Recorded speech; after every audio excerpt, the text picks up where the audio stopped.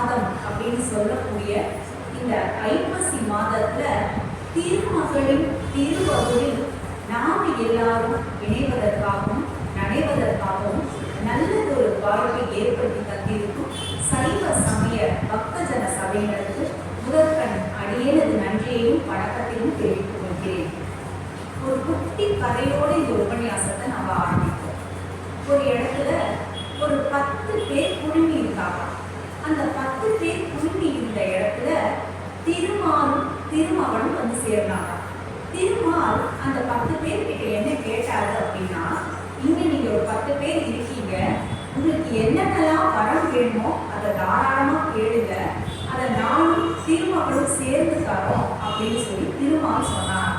உடனே முதல் 3 பேர் என்ன சொன்னாங்க அப்படின்னா, பெருமாளே, நான் ஒரு புதிய தொழில் தொடங்கணும், அந்த தொழில நான் மிகப்பெரிய வெற்றியாளனாக மாறணும், எனக்கு நல்ல பணக்குரியர் அப்படிங்கிறது தொடர்ந்து வந்துட்டே இருக்கணும் அப்படின்னு முதல்ல 3 பேர் கேட்டாங்க. அடுத்த 3 பேர் என்ன கேட்டாங்க அப்படின்னா, எனக்கு பெரிய பெரிய பதவி தான் வரணும், அந்த பதவியினாலேயே உலகத்துல இருக்கிறவங்க அத்தனை பேரையுமே என்னை மதிக்கணும் அப்படின்னு அடுத்த 3 பேர் கேட்டாங்க.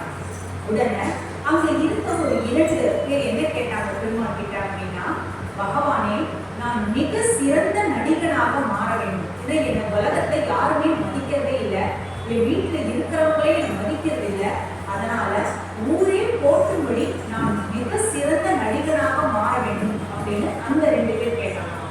அந்த கூட்டத்துல இருந்த ஒரு பெண்மணி என்ன பகவான் கிட்ட கேட்டாங்க அப்படின்னா, நான் உலக அழகியாக மாற வேண்டும், அப்படி நான் உலக அழகியா மாறிட்டேன் அப்படின்னா தானாகவே என்னை தேடி பதவி பட்டம் புகழ் அப்படிங்கிறதெல்லாம் வரும் அப்படின்னு சொன்னாங்க.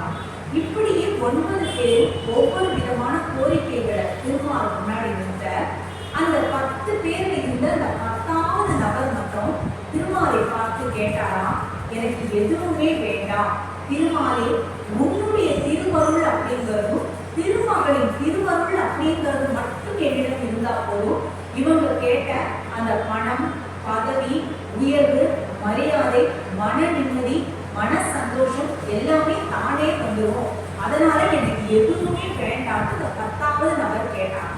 உடனே இந்த மிச்ச 9 பேரும் அந்த 10வது நபரை பார்த்து சிரிச்சாங்களாம். உலகத்தை உழைக்கவே தெரியாத ஆளா இவர் இருக்காரே, கடவுள் நம்ம கண் முன்னாடி வந்து நிற்கிறதே பெரிய விஷயம், அப்படி கடவுளே முன்னாடி வந்து இருந்து உனக்கு என்ன வரம் வேணும்னு கேட்டபோது கூட நாங்களாம் இது பத்தாது அது பத்தாதுன்னு கேட்கும்போது 10வது நபராக இருக்கக்கூடிய அந்த ஆளுக்கு சாமர்த்தியமே பத்தலையே அப்படின்ட்டு அங்க இருக்கிறவங்கள வேலை பண்ணி சிரிச்சாங்க. திருமால் கேட்டாரா, நல்லா யோசிச்சுக்கப்பா, அவங்க 9 பேர் கேட்ட வரத்தை நான் அவங்களுக்கு உடனடியா கொடுக்க போறேன், ஆனா நீ தான் ஒண்ணுமே வேண்டாம், எனக்கு வெறும் திருவருள் இருந்தா போதும்னு சொல்ற, நான் திருவருள் நிச்சயமா கொடுப்பேன், பட் உனக்கு வேற என்ன வேணும்னு நீ நல்லா யோசிச்சு கேளு திரும்ப கேட்ட பொழுதும் அந்த 10வது நபர் சொன்னாரா, எனக்கு நிஜமாகவே ஒண்ணுமே வேண்டாம், உங்களுடைய அருளும் திருமகளின் திருவருள் மட்டுமே இருந்தா போதும்னு அந்த நபர் சொல்லவே, உடனே கடவுள் என்ன பண்ணாரு அப்படின்னா, அந்த 9 பேரையும் பார்த்து, நீங்க கேட்ட வரத்தெல்லாம் நான் கொடுத்துறேன், அதனால நீங்க திருப்தியா கடமை உங்க வீட்டுக்கு, அந்த 10வது நபர்கிட்ட மட்டும் நான் கொஞ்ச நேரம் தனியா பேச வேண்டியிருக்கு, அதனால நான் பேசிட்டு கிளம்புறேன் அப்படின்னு கடவுள் சொன்னார். உடனேயே அந்த 9 பேருக்கும் பதவியும் பட்டமும் பணமும் கிடைத்தால் கூட கடவுள் அந்த 10வது நபர்கிட்ட அப்படி தனியா என்ன கூப்பிட்டு பேசுவாரு அப்படிங்கிற ஒரு கேள்விக்குறி ஜாஸ்தியாகவே அவர்களிடம் இருந்த அந்த கிடைக்கக்கூடிய அந்த பட்டம் பதவி அந்த சந்தோஷம் எல்லாத்தையும் தொலைச்சிட்டு 10வது நபரை மட்டும் கடவுள் ஒருவேளை தனியா கவனிச்சுப்பாரோ, அவருக்கு மட்டும் ஒருவேளை தனியா ஏதாவது சலுகை கொடுப்பாரோ அப்படின்னு நினைச்சே அவங்களுக்கு கிடைத்திருந்த அந்த பரிசுகளெல்லாம் ஒரு நிமிஷம் தொலைச்சு தங்களுடைய அந்த மன நிறைவு மன நிம்மதி மன சந்தோஷம் எல்லாத்தையுமே தொலைச்சவங்களா அவங்க இருந்தாங்களாம். அப்போ திருமால் அந்த 9 பேரையும் பார்த்து சிரிச்சு ஒரு முக்கியமான விஷயத்த சொன்னார். உலகத்துல நாம எல்லாருக்குமே ரொம்ப தேவையானது எது அப்படின்னா மன நிறைவு மன சந்தோஷம், அந்த திருப்தி படக்கூடிய அந்த மனோபாவம், அந்த உடல் முதலாக இருக்கக்கூடிய ஆரோக்கியம் மன ஆரோக்கியம், இதெல்லாம் தான். இதெல்லாம் எப்போ ஒருவருக்கு தானாகவே கிடைக்கும் அப்படின்னா திருமாலின் அருளும் அதை விட முக்கியமாக திருமகளின் அருள் அப்படிங்கிறதும் யார்கிட்ட இருக்கோ அப்ப அவங்க கேட்காமலேயே அந்த மன நிறைவு, சந்தோஷம் இதெல்லாம் கிடைக்கும். கூடுதலாக அவங்களுக்கு பட்டம், பதவி, அந்த மரியாதை எல்லாமே கிடைக்கும். நீங்க 9 பேர் கவர் பண்ணிட்டீங்க. திருமகளோட அருள் இல்லாம கிடைக்கக்கூடிய அந்த பட்டம், பதவி அப்படிங்கிறது கூட நீடிச்சு நிலைக்காது. ஆனா அந்த 10ஆவதா இருக்கக்கூடிய நபர் என்ன கேட்டாரு? திருமாலின் அருளும் திருமகளின் அருள் மட்டும் இருந்தா போதும்னு கேட்டார் இல்லையா? எப்போ திருமகளின் அருள் அப்படின்றது ஒருவருக்கு கிடைக்கிறதோ அப்பொழுதே வரிசை கட்டி மற்ற விஷயங்கள் எல்லாமே நான் முந்தி நீ முந்தி போட்டி போட்டு அந்த திருமகளின் கடாட்சம் இருப்பவர் வீட்டை தேடி தானாகவே வருவான். அப்படிங்கிறதுதான் திருமால் அன்னைக்கு சொல்லி கொடுத்த மிகப்பெரிய உண்மை. நம்ம திருமகளை எத்தனையோ திருநாமாக்களை சொல்லி அழைப்போம் இல்லையா? லக்ஷ்மின்னு சொல்லுவோம், திருமகள்னு சொல்றோம், அஷ்டலக்ஷ்மின்னு சொல்றோம். இதெல்லாம் விட அந்த தாயாருக்கு மிகவும் பிடித்த திருநாமம் எது அப்படின்னா ஸ்ரீ அப்படிங்கிற திருநாமம். ஸ்ரீ அப்படிங்கிற அந்த ஒரு வார்த்தையை நம்ம சொல்லிட்டாலே போதுமா, எங்க இருந்தாலும் தாயார் தானாகவே தன்னுடைய கிருபையை நம்மிட பொழிய ஆரம்பிச்சுடுவாங்க. அந்த ஸ்ரீ அப்படிங்கிற திருநாமத்துக்கே 6 விஷயங்களை ரொம்ப அழகா சொல்லுவாங்க. 6 செயல்களை செய்யும் கூடியவள் அப்படிங்கிறதுனாலேயே அந்த மகாலட்சுமிக்கு, அந்த திருமகளுக்கு ஸ்ரீ அப்படிங்கிற அந்த திருநாமம் தானாகவே அவரோடவே ஒட்டிக்கலாம். அப்படி அந்த திருமகள் நமக்கு செய்யக்கூடிய 6 செயல்கள் என்ன அப்படின்னு பார்த்தோம்னா, முதல் செயல் சுமோதி அப்படின்பாங்க. சுமோதி அப்படின்னா கேட்கிறாள் அப்படின்னு அர்த்தம். நம்முடைய குறைகளை பார்க்காமல் நம்முடைய குறைகளை கேட்கிறாள் தாயார் அப்படின்றதுதான் அவளுக்கு இருக்கக்கூடிய முக்கியமான அடையாளம். ஏன்னா நம்ம எங்க போனாலும் சரி, நம்ம எத்தனையோ கோவில்களுக்கெல்லாம் போவோம், நமக்கே ஒரு மன கஷ்டம் அப்படின்னா கூட அந்த மன கஷ்டத்தை யார்கிட்டயாவது தெரியப்படுத்தும் தான் நம்ம முதல்ல விரும்புவோம். ஆனா நம்ம தெரியப்படுத்தக்கூடிய நபர் அதை எந்த அளவுக்கு நம்ம அதை ரிசீவ் பண்றாங்கன்னு நம்ம பார்க்கறதே இல்லை. நாம நம்மளோட மனக்குறைகளை ஒருத்தர்கிட்ட சொன்னா நம்மளுடைய மனக்குறை சரியாயிடும் நம்பி நம்ம மற்றவங்க கிட்ட சொல்றோம். ஆனா அது உண்மை இல்லை. ஏன்னா எல்லாருமே இறைவனால் படைக்கப்பட்ட ஜீவன்கள். சோ நமக்கு ஒரு மனக்குறை வருது அப்படின்னா அந்த குறையை யார் தீர்ப்பாங்களோ அவங்க கிட்டதான் போய் சொல்லணுமே தவிர சக மனிதர்களிடம் சொல்லி அவங்களுடைய பரிதாபத்துக்கோ இல்ல கேள்விக்கோ நம்ம பாத்திரமாகணுன்ற அவசியமே இல்லை.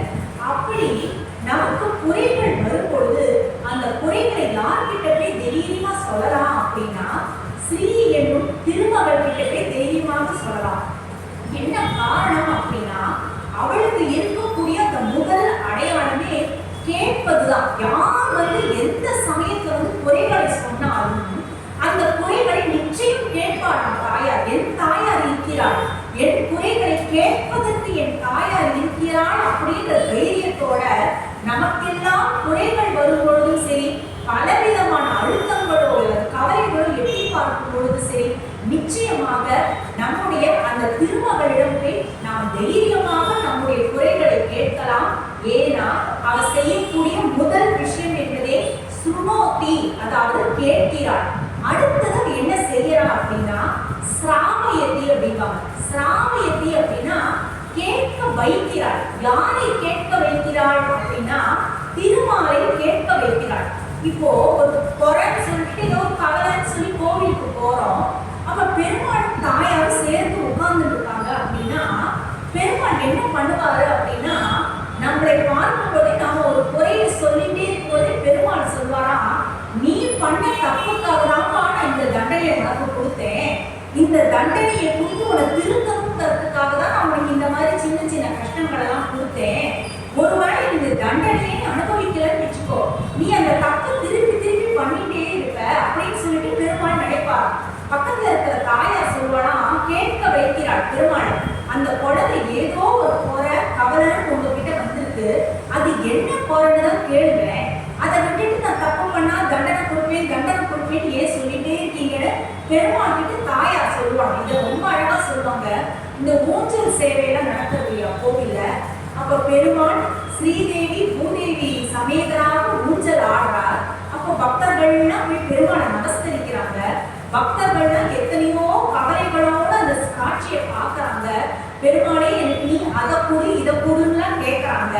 பெருமாள் தாயார் வந்து சரி அவங்கள எதை கொடுன்னு கேட்கறாங்களோ அதெல்லாம் நோட் பண்ணிட்டே இருப்பாரு. பெருமாளும் நோட் பண்ணுவாரு. ஆனா இவங்க கேட்கறது எல்லாத்தையும் நான் உடனடியா கொடுக்க முடியாது. ஏன்னா அவங்க என்னென்னலாம் தப்பு பண்ணியிருக்காங்களோ அந்த தப்புக்கு ஏற்றபடிதான் அந்த பாயிண்ட்ஸை மைனஸ் பண்ணிட்டு அவங்க கேட்கறதெல்லாம் நான் கொடுக்கணும்னு பெருமாள் முடிவு பண்ணுவாராம். அவர் மூச்சல முன்னாடி போகும்போது பெருமாள் அப்படி நினைப்பாராம். மூச்சல பின்னாடி வரும்பொழுது ஸ்ரீதேவி ஆனவள் சொல்வாராம், போனா போகுது அவங்க என்ன குறைன்னு வந்திருக்காங்க நீங்க கேளுங்க. முதல்ல தான் கேட்டுப்பா, தான் கேட்டுக்கொண்ட விஷயத்தை நீங்கள் கேளுங்கன்னு அந்த பெருமாளை கேட்க வைக்கிறார். இந்த ஊஞ்சல் திரும்பவும் முன்னாடி போகும் பொழுது அந்த பக்தர்கள் செய்த குறைகளை பார்க்காதீர்கள், அந்த பக்தர் சொல்லக்கூடிய குறைகளை கேளுங்கள்னு தாயார் பெருமாளை கேட்க வைக்கிறார். சரி அப்படின்னு பெருமாள் மறுபடியும் அந்த ஊஞ்சல் முன்னாடி போகுது. முன்னாடி போகும் பொழுதும் அந்த பக்தர்கள் சொல்ற கோரிக்கையை கேட்கிறாரு. கேட்டாலும் அவருக்கு கோபமா வருது. எவ்வளவோ தப்பு மேல தப்பு பண்ணிட்டு எனக்கு நீ இதை கொடு அதை கொடு கேட்கறியே பெருமாள் நினைக்கிறார். திரும்பவும் அந்த ஊஞ்சல் பின்னாடி வருது. இந்த பக்கம் இருக்கக்கூடிய இந்த பூமாதேவி, பொறுமையின் அடையாளமாக இருக்கக்கூடிய பூமாதேவி என்ன சொல்றானா, பொறுமை பொறுமை, உடனடியாக தண்டனையை கொடுத்துடாதீங்க அப்படின்னு. இந்த பக்கம் இருக்கக்கூடிய ரெண்டு பேருமே திருமகள்கள் தான். ஸ்ரீதேவியும் ஒரு திருமகளின் ஸ்வரூபம், அந்த பூதேவியும் ஒரு திருமகளின் ஸ்வரூபம். அப்படி பெருமாளிடம் நம்முடைய குறைகளை கேட்க வைக்கிறாள் தாயார். முதலில் தான் கேட்கிறாள். தான் மட்டும் கேட்டா போராது, அந்த திருமாலும் கேட்க வேண்டும் என்பதற்காகவே கேட்க வைக்கிறாள். ஏன்னா நம்ம திருமலை அப்பனெல்லாம் பார்த்தோம்னா அந்த பெருமாளோட திருமார்பிலேயே தாயார் இருப்பாங்க. நல்லா நீங்க பாருங்க, இந்த இடத்துல பூசுத்தி வச்சிருப்பாங்க. ஏன்னா வேற எங்கேயுமே போகல. நாம எல்லாருமே பெருமாளை சேவிக்கிறோம். அப்ப இந்த மனசுல இருந்தே தாயார் சொல்லுவாராம், அவங்க சொல்ற குறையை கேளுங்க கேளுங்க, அந்த குறைகளை நிவர்த்தி பண்ணுங்கள் பண்ணுங்கள்னு பெருமாளுக்கு தொடர்ந்து சொல்வது யாருன்னா தாயார். எங்கிருந்து சொல்கிறாள்? மனசுல இருந்தே சொல்றாங்க, வேற எங்கேயுமே போகல. திருமாலின் திருமார்பிலிருந்தே உட்கார்ந்து கொண்டு அந்த திருமகள் என்ன சொல்கிறாள் அப்படின்னா அந்த குறைகளை கேளுங்கள் கேளுங்கள் கேட்க வைக்கிறாள். மூன்றாவதாக அவள் செய்யக்கூடிய செயல் என்ன அப்படின்னா சுனாதி அப்படிம்பாங்க. சுனாதி அப்படின்னா என்ன அப்படின்னா நம்மை தூய்மைப்படுத்துகிறாள். ஏன்னா நாம் பூர்வ ஜென்மத்திலோ அல்லது இந்த ஜென்மத்திலோ இந்த நிமிஷமோ இந்த நொடியோ கூட நமக்கு தெரிந்தோ தெரியாமலோ பல தவறுகளை செஞ்சுட்டு இருக்கோம். அதுதான் பாவ மூட்டையா நமக்கு சேர்றது. நமக்கு தெரியாது நம்ம இதெல்லாம் பண்ணினா தப்புன்னு தெரிஞ்சு சில தவறுகளை செய்யாம இருந்திருக்கோம். தெரியாமலேயே பல தவறுகளை பண்ணியிருக்கோம். என்ன ஆயிட போகுது? யார் பார்க்க போறாங்க? நான் தவறு பண்ணா கூட எனக்கு ஒண்ணுமே ஆலையே நாம என்னென்னக்கோ பண்ண தவறுகள் தான் என்ன ஆகுதுன்னா பாவம் மூட்டையாக சேர்ந்து அந்த கர்ம வினையா வந்து சேர்றது இல்லையா? அந்த வினையெல்லாம் நம்ம எப்ப தொலைப்போம்? எப்படி தொலைப்போம்? தொலைக்கவே முடியாது. அதனாலதான் மீண்டும் மீண்டும் பல ஜென்மங்கள் மாறி மாறி பார்க்கிறோம். ஆனா ஏதோ பூர்வ ஜென்மத்துல என்னென்னவோ கர்ம வினைகள் பண்ணி இருந்தாலும் ஏதோ ஒரு கோயில போய் பிரசாதம் சாப்பிட்டுருப்போம், இல்ல அந்த கோயில நமக்கு தெரியாமே சுத்தி வந்திருப்போம். இப்படி ஏதோ இந்த பகவத் சங்கல்பம் அப்படின்றது அந்த பகவானுடைய அந்த நம்ம கிட்ட நெருங்கக்கூடிய அந்த உறவுன்றது கடவுளோடு இருந்ததுனால மட்டுமே தான் இந்த மனித ஜென்மம் என்பது நமக்கு கிடைத்திருக்கிறது. இந்த மனித ஜென்மத்தோட எனக்கு போதும்பா, மீண்டும் இந்த பிறப்பு இறப்பு சுழல நான் மாட்டிக்க கூடாதுப்பான்னு தான் நம்ம எல்லாருமே விரும்புறோம். அப்படி அந்த பிறப்பு இறப்பு சுழலுக்குள்ள நம்ம மாட்டாம இருக்கணும்னா நாம ரொம்ப ஒரு தூய்மையான ஆத்மாவாக மாறணும். நாம என்னென்ன கர்ம வினைகள் பண்ணிருக்கோன்றது நமக்கே நல்லா தெரியும். இந்த குவாலிஃபிகேஷனோட நம்ம அடுத்த ஜென்மம்ன்றது கிடைக்குமா கிடைக்காதான்னு கேட்டா நிச்சயம் கிடைக்கும் தான் நம்ம சொல்லுவோம். ஆனா நம்ம அனைவரோட பிரார்த்தனையும் என்னவா இருக்கு? நம்மை தூய்மைப்படுத்திக் கொள்ள வேண்டும் அப்படின்னு இருக்கு. நம்மை தூய்மைப்படுத்தி கூடியவள் யார் அப்படின்னா திருமகள் தான். ஏன்னா அவதான் என்ன பண்றா, சுனாதி அப்படின்னு நாம எப்போ அந்த தாயாரை நோக்கி ஒரு அடி எடுத்து வைக்கிறோமோ, தாயே நீயே கதி, திருமகளே நீதான் என்னை காப்பாற்ற வேண்டும்னு நாம எப்போ அவகிட்ட சரணாகதி அடைவோமோ அப்ப அவ செய்யக்கூடிய மூன்றாவது விஷயம் என்ன அப்படின்னா நம்முடைய பாவ வினைகளை மொத்தமாக தொலைச்சு தொடச்சு நம்மை தூய்மை தூய்மைப்படுத்துகிறாள். அப்படி நம்ம தூய்மைப்படுத்தினாதான் நம்ம மேல மேல மேல மேல உயர்வோம் வாழ்க்கையில அவளுக்கே தெரியுது. அதனால மூன்றாவதாக அவ செய்யக்கூடிய முக்கியமான விஷயம் நம்மை தூய்மைப்படுத்துவது. நான்காவது என்ன பண்றா அப்படின்னா ஸ்ரீநாதி அப்படின்ற ஒரு வார்த்தை சொல்றாங்க. என்ன ஸ்ரீநாதி அப்படின்னா நமக்குள்ள உயர்ந்த நம்பிக்கையையும் உயர்ந்த பக்தியையும் தாயார் திருமகள் விதைக்கிறாள். என்ன உயர்ந்த நம்பிக்கை அப்படின்னா எனக்கு என்ன வேணா கஷ்டம் வரட்டுமே, எவ்வளவு வேணா துன்பம் வரட்டுமே, நான் என் தாயாரிடமே சொல்லியிருக்கேன், அந்த திருமகள் நிச்சயம் என்னை காப்பாற்றியே தீர்வாள் அப்படிங்கிற ஒரு அசல முடியாத நம்பிக்கை. சில பேரை பார்த்தோம்னா உள்ளுக்குள்ள அவ்வளோ பிரச்சனைகள் ஓடிட்டு இருக்கோம், ஆனாலும் எப்போதும் மலர்ந்த முகத்தோட ரொம்ப தன்னம்பிக்கையா இருக்கிற மாதிரி இருப்பாங்க. அது அவங்களுக்கு பிடிக்காதவங்க ரொம்ப எவ்வளவு பட்டாலும் எவ்வளவு கர்வமா இருக்காங்கன்னு சொல்லுவாங்க. அது பேர் கர்வம் இல்ல, அவங்க அந்த திருமகளின் திருவடி மேல வச்சிருக்கிற அந்த நம்பிக்கை, அந்த பக்தி தான் காரணம். எப்படி அந்த உயரமான அந்த நம்பிக்கை, அந்த உயர்வான அந்த அசர முடியாத நம்பிக்கை, அந்த அதீத பக்தி அவங்களுக்குள்ள வந்தது அப்படின்னா அவங்க தாயாரை சேவிக்க சேவிக்க சேவிக்க அந்த திருமகளானவள் என்ன செய்கிறாள் அப்படின்னா அவள் செய்யக்கூடிய அந்த நான்காவது செயலான அந்த நம்பிக்கையை அந்த தாயாரை விதைக்கிறாள். நம்பிக்கை தாயார் அப்படின்னே சொல்லுவது வந்து திருமகளை. ஐந்தாவதாக அவள் செய்யக்கூடிய விஷயம் என்ன அப்படின்னா ஸ்ரீயத்தே அப்படிம்பாங்க. ஸ்ரீயத்தே அப்படின்னா அனைவராலும் வணங்கப்படக்கூடியவர்கள். இவங்க தான் வணங்கணும், அவங்க தான் வணங்கணும், இப்படிலாம் இருந்தாதான் என்னை வந்து வணங்கணும்னு என்னைக்குமே திருமகள் சொல்ல மாட்டாங்க.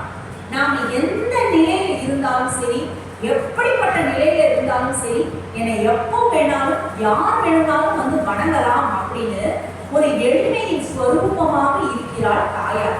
அவள் ஆறாவதாக செய்யக்கூடிய விஷயம் என்னன்னா ஸ்ரயத்தே அப்படிம்பாங்க. ஸ்ரயத்தே அப்படின்னா எப்போ நாம திருமகளை நோக்கி போறோமோ அவ என்ன செய்யறா, நமக்காக அந்த பெருமாளிடமே சரணடைகிறாள்.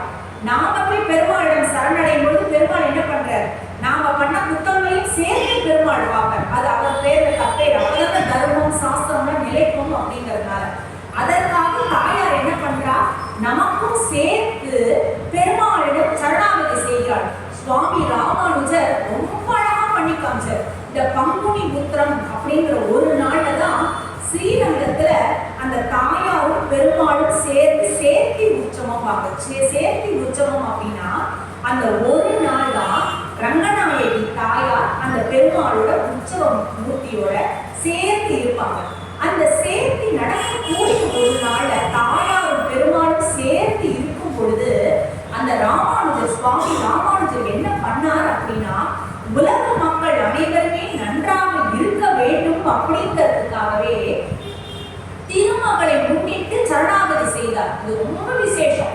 பங்குனி உத்திரம் அப்படின்னா என்ன அப்படின்னா ராமானுஜர் நம் அனைவருக்காகவும் தாயாரை முன்னிறுத்தி தாயாரையும் பெருமாளும் சேர்ந்து இருக்கும் பொழுது சரணாகதி செய்தார். ஏன்னா அப்போதான் அவருக்கு தெரியும் இந்த 6 விஷயங்களையும் செய்யக்கூடியவர்கள் தாயார்னு தெரிஞ்சதுனாலேயே தாயாரை முன்னிட்டு சரணாகதி செய்து காண்பித்தார் சுவாமி ராமானுஜர்.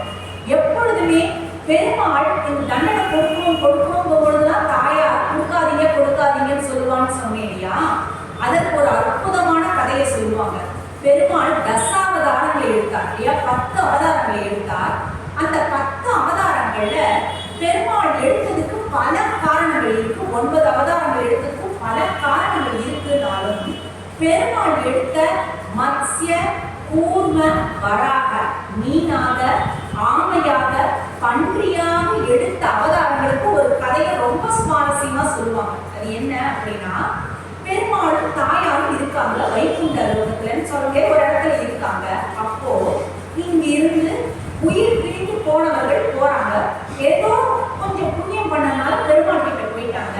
போனதுமே முதல்ல இருக்கக்கூடிய அந்த மனிதரை பார்த்து பெருமாள் சொன்னாரா, இதோ வராம்பார் இந்த மனிதன், அவன் வந்து என்ன பண்ணிட்டு இருந்தான் பூலோகத்துல அப்படின்னா கோல் சொல்வதையே தன்னுடைய தொழிலாக கொண்டு இருந்தான். என்னன்னா ஒத்தரை கட்டி இன்னொருத்தர்கிட்ட தீக்குறளை சென்றோதோன்னு ஆண்டாள் சொல்லுவாங்க. ஒத்தரை கட்டி இன்னொருத்தர்கிட்ட தப்பாவோ ரைட்டாவோ நமக்கு எதுக்கு மற்றவங்களை பத்தி அது சுவாரஸ்யமா தான் இருக்கு. ஒருத்தங்களை பத்தி இன்னொருத்தர்கிட்ட தப்பு தப்பா பேசுற விஷயம்ன்றது ரொம்ப சுவாரஸ்யமா தான் இருக்கு அப்படின்னு பெரிய பாவமான செயல். ஆனா அந்த மனிதன் என்ன பண்ணினா அப்படின்னா, தான் செய்யறது மிகப்பெரிய பாவமான செயல்னு தெரியாமலேயே சதா சர்வ காலம் ஒவ்வொரு நாளுமே ஒருத்தரை பத்தி இன்னொருத்தர்கிட்ட கோல் சொல்வதையே அவன் தொழிலாக கொண்டிருந்தான். அதனால அவன் அடுத்த பிறவி எடுத்து மீனாக தான் பிறக்க வேண்டும் பெருமாள் சொன்னார். உடனே திருமகள் கேட்டாரா, எதற்காக மீனாக பிறக்கணும்? எவ்வளவோ ஜீவன்கள் இருக்கு இல்லையா, பூனை இருக்கு, நாய் இருக்கு, யானை இருக்கு, சிங்கம் இருக்கு. அதெல்லாம் விட்டுட்டு அந்த மனிதன் ஏன் மீனாக பிறக்க வேண்டும் நீங்க சொல்றீங்கன்னு சொன்ன பொழுது திருமால் சொன்னாராம், திருமகளே, வேதத்துல வரக்கூடிய ஒரு முக்கியமான கதையை நீ மறந்துட்டியா அப்படின்னு கேட்டார். வேதத்துல அப்படி என்ன கதை இருக்குன்னு திருமகள் கேட்டபோது அப்ப பெருமாள் சொன்னாராம், பூலோகத்தில் பொதுவா யஜ்யங்கள் ஹோமங்கள்லாம் வளர்ப்பாங்க இல்லையா, இது வேணும் அது வேணும் மழை பெய்யணும் அப்படின்லாம் சொல்லி. அப்படி அந்த தபஸ்விகள்லாம் ஹோமங்கள் வளர்க்கும் பொழுது அந்த ஹோமத்துல இந்தந்த தேவதைக்கு இந்தந்த பொருட்களை சமர்ப்பிக்கிறோம்னு சொல்லியே ஹோமத்தை வளர்ப்பாங்க. அப்படி இந்த ஹோமத்தை போடக்கூடிய அந்த திரவியங்கள் இல்லையா, அந்த பொருட்களை எல்லாம் அந்தந்த தேவதைகளுக்கு சரியாக கொண்டு போய் சேர்க்கக்கூடிய வேலையா பார்த்தாங்க அப்படின்னா அக்னி தேவனோட 3 சகோதரர்கள் பார்த்துருந்தாங்க. கொரியர் சர்வீஸ் மாதிரி இவங்க ஹோமத்துல எந்தெந்த தேவதைகளுக்குன்னு இந்த சாமான், பழங்கள், பூக்கள், ஸ்வர்ணம் என்னென்னலாம் போடுறாங்களோ அது அந்தந்த தேவதைகள் கொண்டு போய் சேர்க்கக்கூடிய வேலையை அக்னி பகவானின் 3 சகோதரர்கள் கடமை தவறாமல் பண்ணிட்டு இருந்தாங்க. ஒரு காலகட்டத்துல அன்று அந்த 3 சகோதரர்களும் இறந்துவிட அந்த கடமை பொறுப்பு அப்படின்றது அக்னி தேவன் கிட்ட வந்து சேர்ந்தது. அக்னிக்கோ அந்த கொண்டு போய் சேர்க்கிற வேலையை செய்ய பிடிக்கவே இல்லை. எப்படியாவது தப்பிச்சிடணும் தேவதைகள் கிட்டேந்து. ஏன்னா நாமளை அவங்க கண்டுபிடிச்சிட்டாங்கன்னாக்க நாம சகோதரர்கள் பண்ணின மாதிரியே இந்த கோபத்தை கொடுக்கக்கூடிய பொருட்களெல்லாம் கொண்டு போய் கொடுத்துட்டு வரணும். ரொம்ப தலைவலி பிடிச்ச வேலை, அதெல்லாம் என்னால செய்ய முடியாதுப்பா, எங்கேயானு போய் ஒழிஞ்சுன்றேன் அப்படின்னு சொல்லி அவர் என்ன பண்ணாராம், யாருமே கண்டுபிடிக்காத முடியாத இடம் அப்படின்னு கடலுக்கு அடியில போய் ஒழிஞ்சுட்டார். மீன்கள்லாம் பார்த்தாங்க, என்ன அக்னி தேவனே, நீங்க என்ன அங்க மேல அங்க இருக்கிறவரு, நீங்க என்ன கடலுக்கு அடியில ஒழிஞ்சிட்டு இருக்கீங்களேன்னு கேட்ட பொழுது அக்னி தேவன் சொன்னாராம், ஆமா, என்ன தேவதைகளா தேடி பிடிச்சிட்டு இருக்காங்க, அதனால நான் இங்க இருக்கேன்னு அவங்களுக்கு காட்டி கொடுத்துடாதீங்க, நீங்க பேசாம இருங்க, அவங்க கேட்டா இங்க யாரும் வரலையேன்னு சொல்லிடுங்கன்னு சொல்லிட்டு அக்னி தேவன் ரொம்ப நாள் அங்க மறைஞ்சிருந்தா. இந்த தேவர்கள்லாம் கண்டுபிடிச்சு கடலுக்கு அடியில பார்த்து வந்துடுறாங்க. அக்னி தேவன் அங்கதான் உங்களோட இருப்பாரோன்னு சந்தேகப்பட்டு வராங்க. மீன் கிட்ட கேட்கும் பொழுது அந்த மீன்கள்லாம் சேர்ந்து உண்மையை சொல்லிடுச்சான். ஆமா, அக்னி தேவன் இங்கதான் உங்களுக்கு எல்லாம் பயந்து ஒழிஞ்சிட்டு இருக்காருன்னு ஒரு கேலியா ஜோக்கா சொல்ற மாதிரி இதை சொல்லியிருக்கான். அக்னி தேவனுக்கு ரொம்ப கோபம் வந்திருக்கு. இந்த தேவர்கள் என்ன பண்ணாங்க அப்படின்னா வலை வீசி அக்னி தேவனை பிடிச்சிட்டு போயிட்டாங்க. அப்போ அக்னி தேவன் மீனுக்கு ஒரு சாபம் விட்டாங்க. என்ன அப்படின்னா, இனி பூலோகத்துல எல்லாருமே உங்களை வலை வீசிதான் பிடிப்பாங்க. ஏன்னா நீங்க கோல் சொன்னீங்க இல்லையா, கோல் சொன்னதற்கான பலன் என்ன அப்படின்னா நீங்க காமிச்சு கொடுத்ததுனாலதான் என்னை அந்த தேவதைகளும் வலை வீசி பிடித்தார்கள். அப்படின்னா நான் நிம்மதியா இருந்திருப்பேன். அவங்க சொன்ன ஒரு வேலை செய்ய பிடிக்காததுனால தான் இங்க மறைஞ்சிருந்தேன். ஆனா நீங்க காமிச்சு கொடுத்ததுனால நான் மாட்டிக்கிட்டேன். அதனால நீங்களும் என்ன பண்ணுவீங்க, யாரோ வீசுற வலையில தான் மாட்டிப்பீங்க அப்படின்னு சொன்னாராம். அது மீனுக்கு கிடைத்த சாபம். இந்த கதையை திருமகளிடம் சென்று சொல்லி சொன்னாராம். அதனால பூலோகத்துல கோல் சொல்றவங்க அத்தனை பேருமே மீனாக தான் பறக்கணும், அவங்க எல்லாரையும் யாராவது வலை வீசிலாம் பிடிக்கணும்னு தலையில எடுத்து, அதனால இந்த மனிதன் மீனாகத்தான் பிறக்க வேண்டும் திருமால் சொன்னார். உடனே திருமகள் சொன்னாராம், அப்படிலாம் நீங்க சொல்லக்கூடாது, அப்படின்னா எத்தனை மீன்களை படைப்பீங்க, மனிதர்கள்லாம் பாவம் தெரியாம கோல் சொல்லிட்டாங்க, நீங்களே அவங்களுக்கெல்லாம் பதிலா ஒரு பெரிய மீனாக பிறந்து விடுங்கள்னு திருமகள் கேட்க, அதனால்தான் பகவான் மத்ஸ்ய அவதாரம் எடுத்து பெரிய மீனாக வந்தார் அப்படின்னு சொல்றது உண்டு. மத்ஸ்ய அவதாரம் எடுத்ததுக்கு வேறு காரணங்கள் இருந்தாலும் இதுவும் ஒரு காரணம். அடுத்தது கூர்ம அவதாரம், அடுத்த ஒரு மனிதன் வரும். அந்த மனிதனை பார்த்ததுமே பெருமாள் சொல்ற, இவன் எப்பவுமே என்ன செய்வான் அப்படின்னா உள்ளொன்று வைத்து புறமொன்று பேசுபவனாக இந்த மனிதன் இருப்பான். நீ ஒரு நாளுமே உண்மையே சொல்ல மாட்டான். ஆனா அவன் பேசுற விஷயத்தை எல்லாருமே உண்மைன்னு நம்பி நிறைய பேர் முகஸ்துதி பாடுவான், வாய திறந்தாலே போய் பேசுவான், உள்ளொன்று வைத்து புறமொன்று பேசும் இந்த மனிதன் ஆமையாகத்தான் பிறக்க வேண்டும்னு திருமால் சொல்ல, திருமகள் சொன்னாலாம் மறுபடியும் அப்படிலாம் நீங்க பண்ணக்கூடாது, அவங்களெல்லாம் தயவு செய்து மன்னித்து விட்டு நீங்களே பெரிய ஆமையாக பிறந்து எடுங்கன்னு சொன்னதுனால திருமால் எடுத்த அவதாரம் தான் அந்த கூர்ம அவதாரம் அப்படின்னு சொல்லுவாங்க. அடுத்தது வராக அவதாரம். அது என்ன அப்படின்னா இன்னும் ஒரு மனிதன் தான். அவன் என்ன பண்ணுவான் அப்படின்னா ஒரு நாளுமே தான் உழைக்காமல் அவன் பாட்டு உட்கார்ந்துட்டு இருப்பான். மற்றவர்களோட உழைப்பை மட்டுமே அனுபவித்துக் கொண்டு அவன் வாழ்வான். இப்போ ஒரு பெண்கள் இருக்கான தான் வீட்டு வேலைகளை செய்யாம யாரோ செய்யறதையே அவன் அனுபவிக்கிறதோ, அல்லது வேற யாரோ ஆண்கள் மற்றவங்க செஞ்ச வேலையை மட்டுமே தான் சம்பாதிப்பதும், மற்றவர்கள் தனக்காக செய்த செயலில் மட்டுமே புகழ் காணும் வழியாகவும் இருந்தானா ஒரு ஆண். அதனால பெருமாள் சொன்னாராம், இவங்கள நிச்சயமாக பன்றிகளாகத்தான் போகணும். அப்பதான் அந்த பன்றி என்ன பண்றதுன்னா யாரோ போட்ட குப்பையை எடுத்து சாப்பிடறது இல்லையா, வேற வழியே இல்லை. அந்த குப்பை நல்லா இருக்கோ நல்லா இல்லையோ, சுவையா இருக்கோ சுவையா இல்லையோ, ஆனா எங்கெல்லாம் குப்பைகள் இருக்கோ அந்த குப்பைகள் இருக்கும் இடத்துல போய் சாப்பிடக்கூடிய ஒரு ஜீவனா இருக்கு அந்த பன்றி. அப்படிதான் இவங்க என்ன பண்ணிருக்காங்க, தான் உழைக்காமல் மற்றவங்க எந்த உழைப்பை சிந்தனாங்களோ அந்த உழைப்பை சாப்பிட்டவர்களுக்கு மற்றவர்கள் சிந்தக்கூடிய குப்பையை மட்டுமே சாப்பிடக்கூடிய ஒரு ஜென்மம் கிடைக்கணும்னு சொல்லி அவங்க பன்றியா போகணும்னு சொன்ன பொழுது திருமகள் மீண்டும் வந்து தடுத்தாளாம். அப்படி தடுத்ததுனால் பெருமாள் எடுத்த மிகப்பெரிய பன்றி அவதாரமே வராக அவதாரம். இப்படி நமக்கு ஒரு தண்டனை கொடுக்கணும்னு திருமால் நினைக்கும் பொழுதுதான் என்ன பண்றாங்க திருமகள், அந்த தண்டனையை கொஞ்சம் கம்மி பண்ணிக்கங்க, குறைச்சு கொடுங்க, தண்டனையாக கொடுக்காமல் கண்டிருங்கள் அப்படின்னு நமக்காக மன்றாடுகிறாள், போராடுகிறாள் தாயார். இந்த கும்பகோணம் பக்கம் போனோம் அப்படின்னா எக்கச்சக்க கோவில், எந்த பக்கம் திரும்பினாலும் கோவில் தான். கோமலவல்லி, அமிர்தவல்லி, மஞ்சுளவல்லின்னு அவ்வளோ கோவில்கள் இருக்கும்.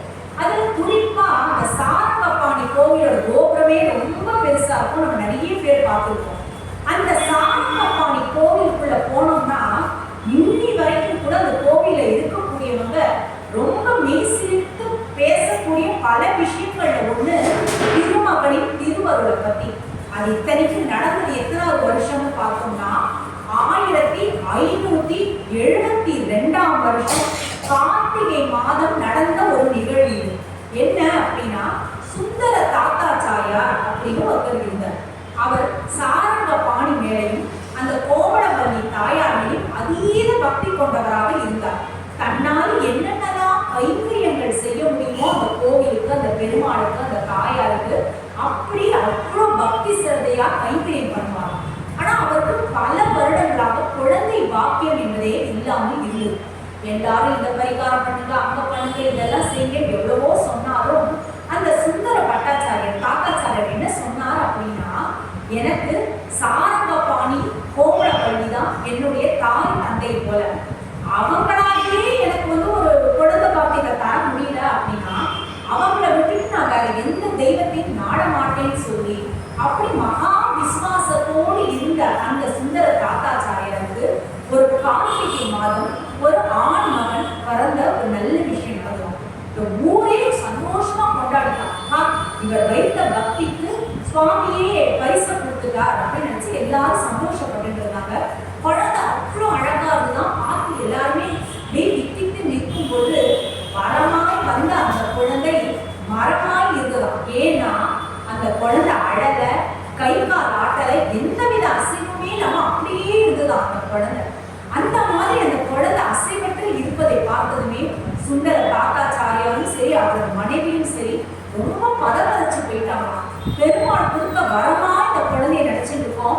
சாரங்கபாணின்ற பேரை தான் நம்ம இந்த குழந்தைக்கு வைக்கிறதா இருக்கும்.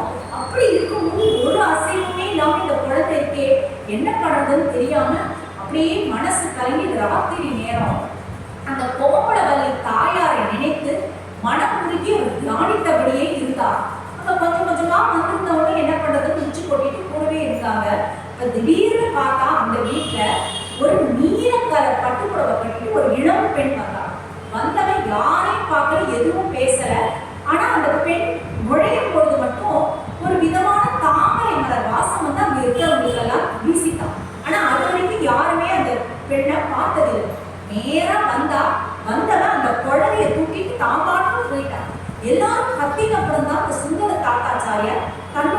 தியானத்திலிருந்து எடுத்து பார்க்கிற குழந்தைய காணோம். எல்லாரும் சொல்றாங்க, வந்தா நீலக்கலர் புடவை கட்டிட்டு ஒரு பொண்ணு பெண்மணி வந்தவர் யார்கிட்டையும் எதையுமே கேட்கல. நச்சிடம் குழந்தைய தூக்கிட்டு போனா அப்படின்னு சொன்னதும் அந்த குழந்தை பேசாட்டாலும் பரவாயில்ல, அசையாட்டாலும் பரவாயில்ல, நமக்குன்னு ஒரு குழந்தை இருந்தது. அந்த குழந்தைய அந்த பெண்மணி தூக்கிட்டு போயிட்டாலே அந்த கும்பகோணம் தெருக்கண்ணெல்லாம் ஃபுல்லா தேடி தேடி தேடி தேடி பார்த்தா எங்கேயுமே அந்த மாதிரி புடவை கட்டினோட இல்லை, அந்த குழந்தையோட சத்தமும் கேட்கல.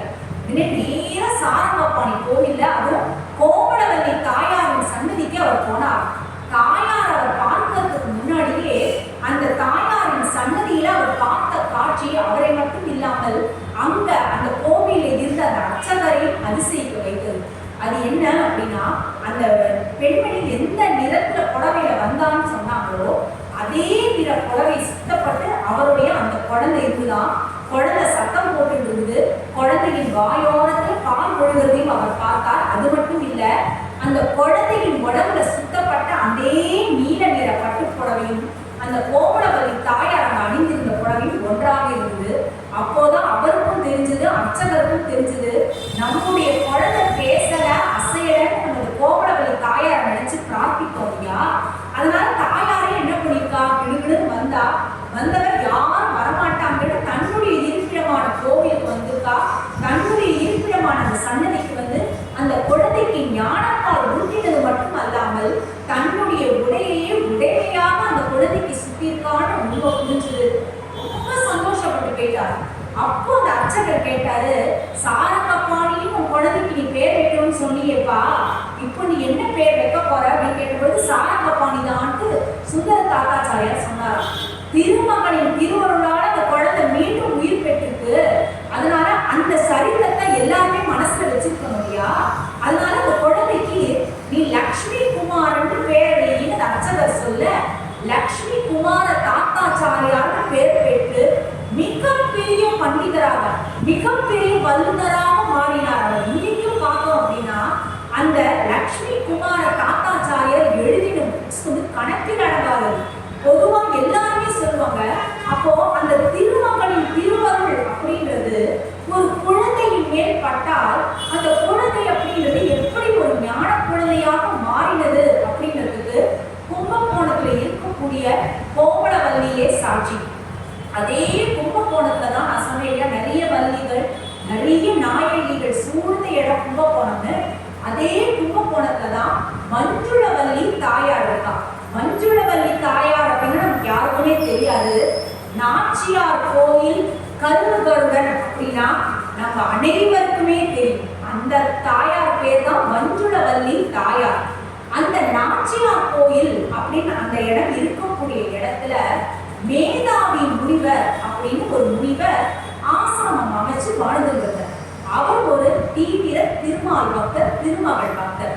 எப்பொழுதுமே திருமாலுக்கு யாரை பிடிக்கும் அப்படின்னா, திருமகளை யாருக்கெல்லாம் பிடிக்குமோ அவங்களையெல்லாம் திருமாலுக்கு பிடிக்குமா, திருமாலை யாருக்கெல்லாம் பிடிக்குமோ அவங்களையெல்லாம் திருமகளுக்கு பிடிக்கும் அப்படின்னு சொல்லுவாங்க. இந்த மேதாவி மகரிஷி திருமாலை நோக்கி கடும் தவம் பண்ணார். என்ன தவம் அப்படின்னா, திருமாலே நீயே எனக்கு மாப்பிள்ளையாக வர வேண்டும் அப்படின்றதுதான் அவருடைய கோரிக்கை.